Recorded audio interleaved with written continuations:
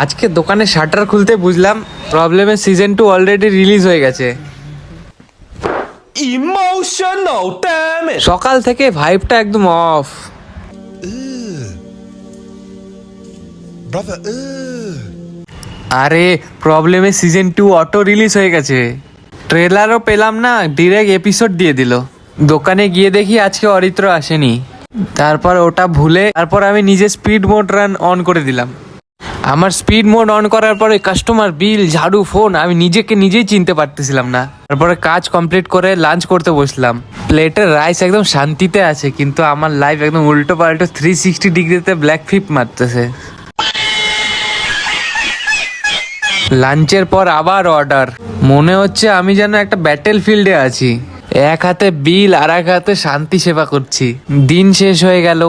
এই দোকানে আমি হিরো, আমি ভিলেন।